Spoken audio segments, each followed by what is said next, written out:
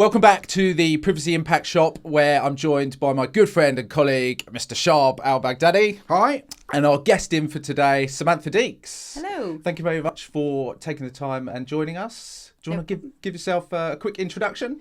Yeah, sure. Very simply, I've been in PR and technology for a long time.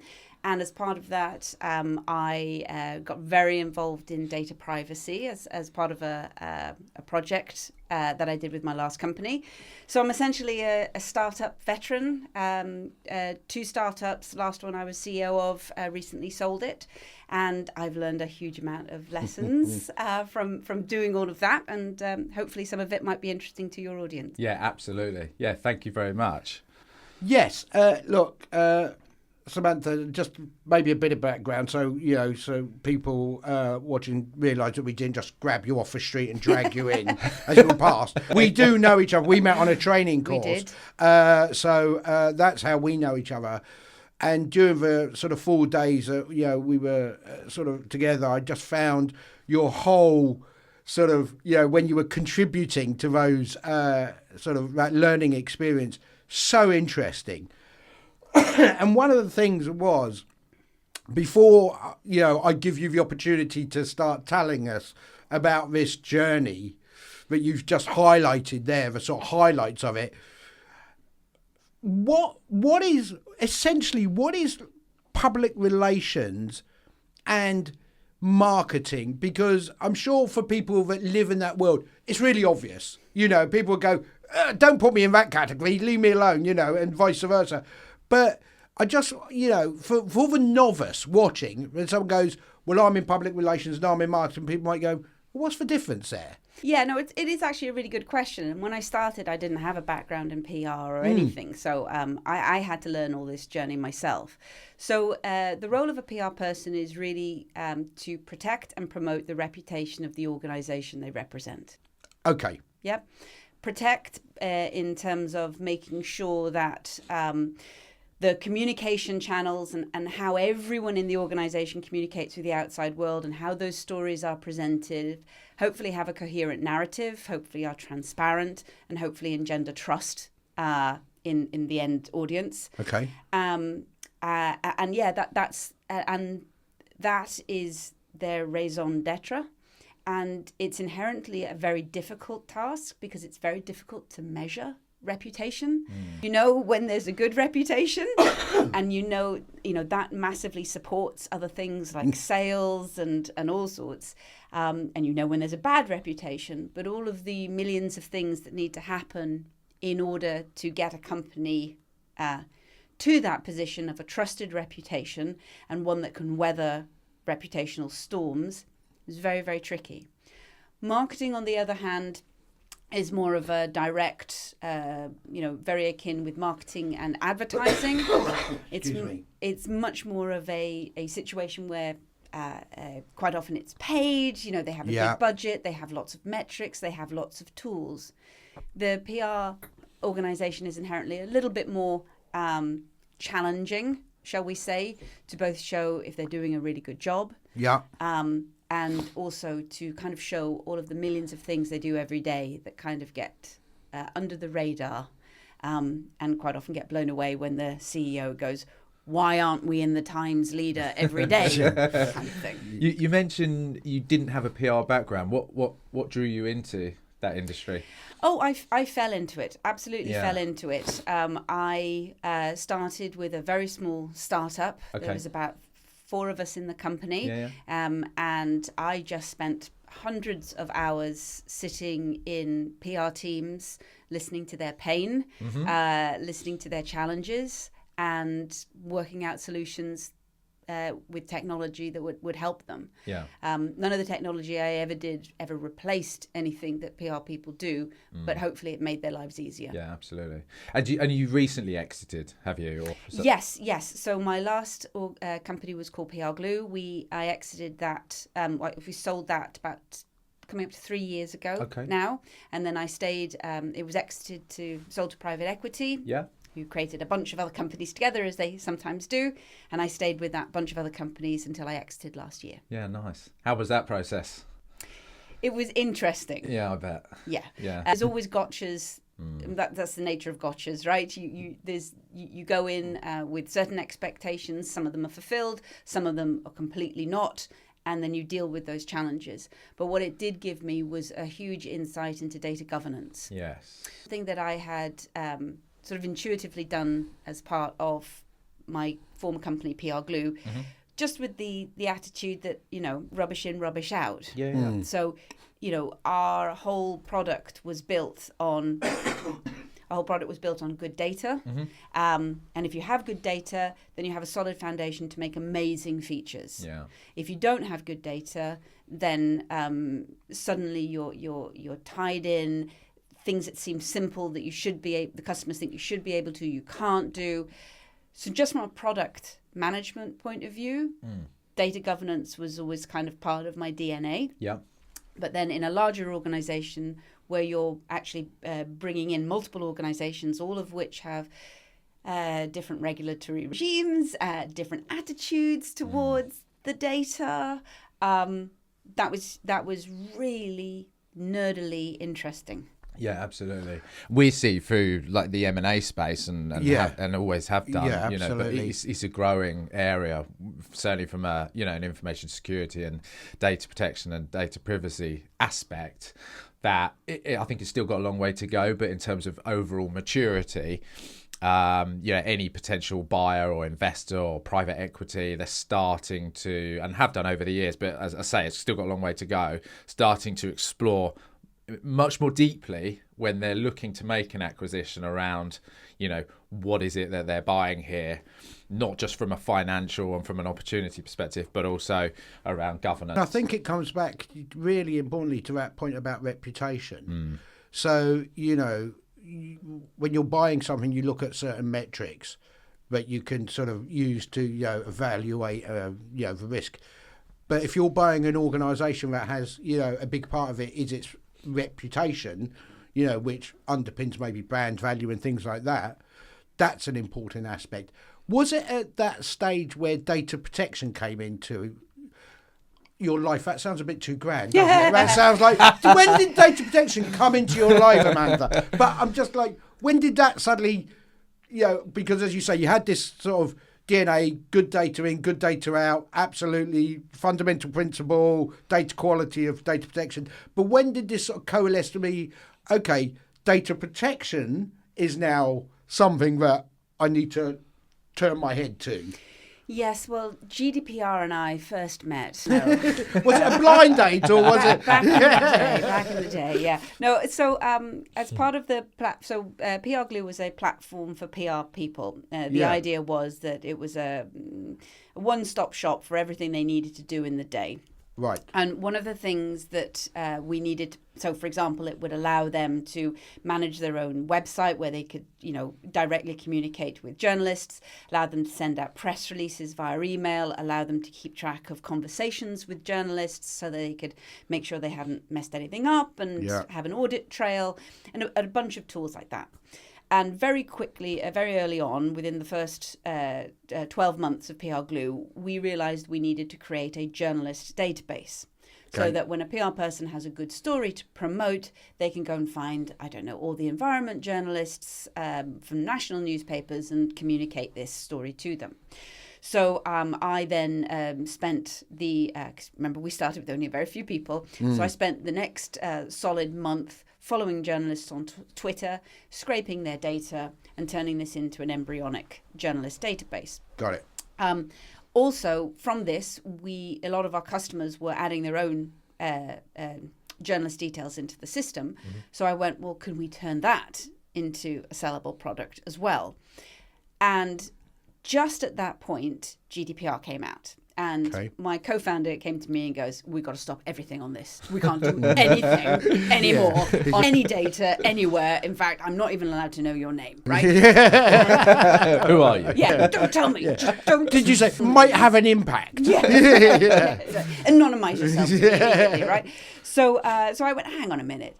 And this may sound like I'm sort of being a bit sycophantic, but the ICO's website was incredible. And at the beginning, the ICO helpline was open to anyone who gave a Yeah.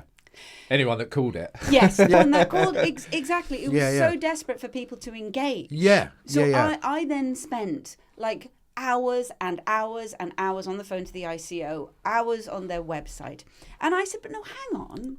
This is brilliant. This is actually going to massively help me. Right. One, it gave me the ability to go back to our customers and say, right, if you've got journalist data, you need to keep it up to date. Yeah. I tell you what, why don't you not do that? Why don't you let us do that?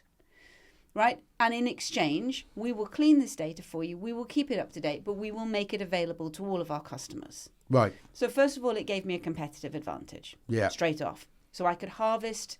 I mean, I had to do all the right documentation and so forth, which I did, but it gave me an angle. Yeah. So that then gave a massive boost to our journalist database. And then secondary to that, it created a set of principles which allowed our researchers to only go and get valuable data, right?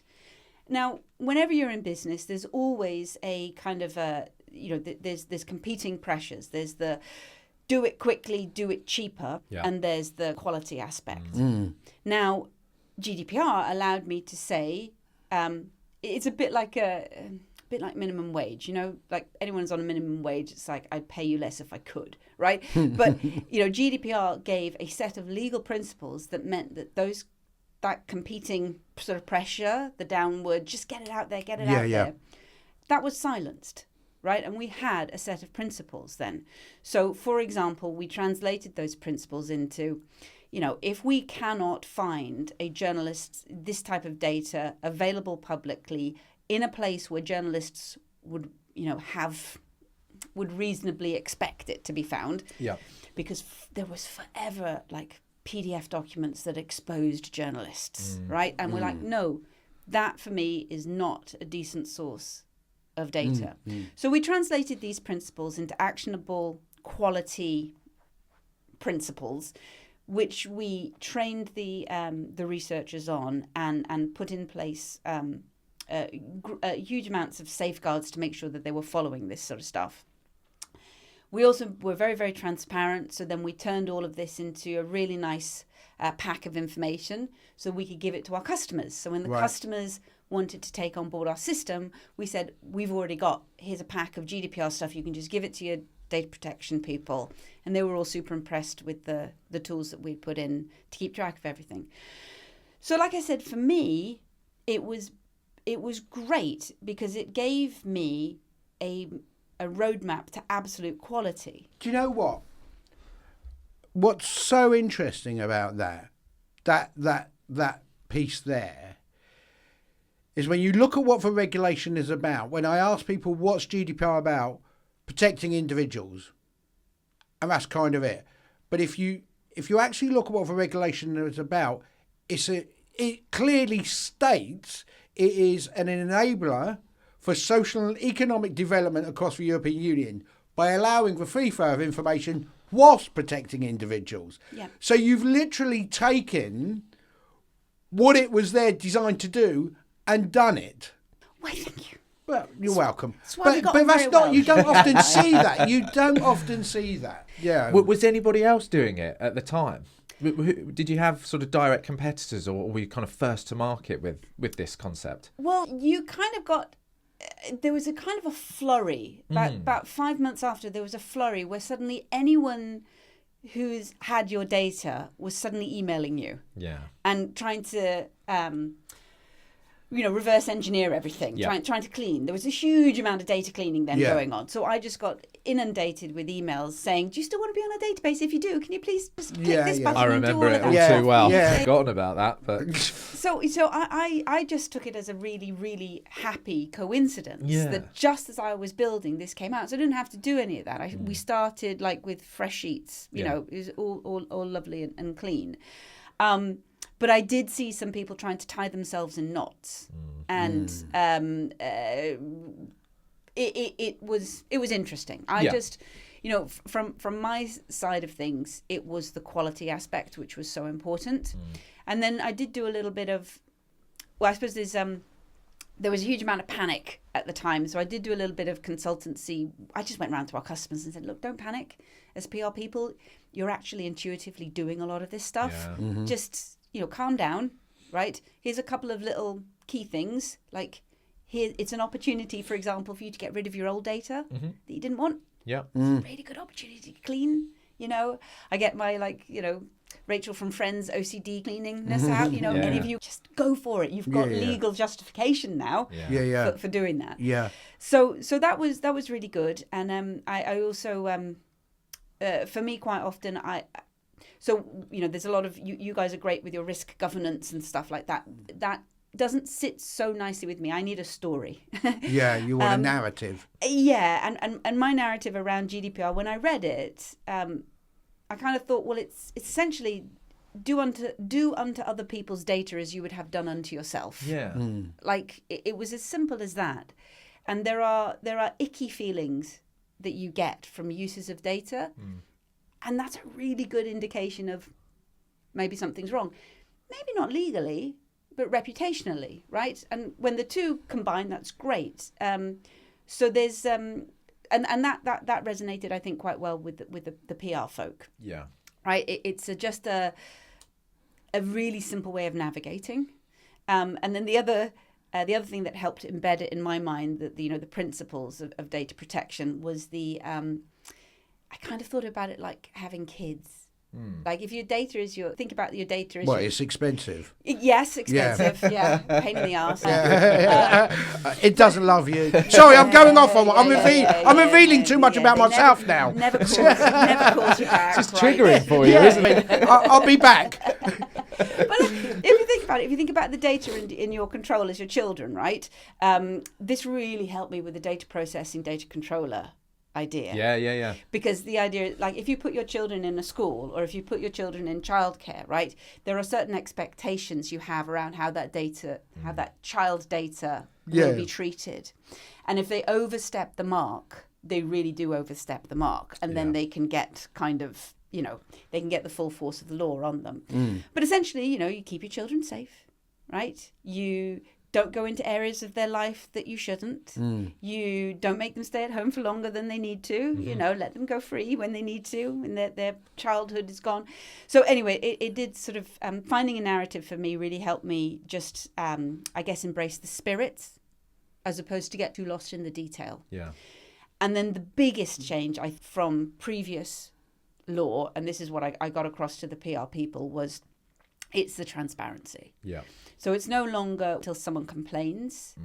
It's now kind of like having a hygiene certificate on a restaurant. You have it there present all the time. Yeah. So you just say, this is what I'm doing. And at least if you've done that it shows willing. And if you've messed anything up, ICO is more likely to work with you. Yeah.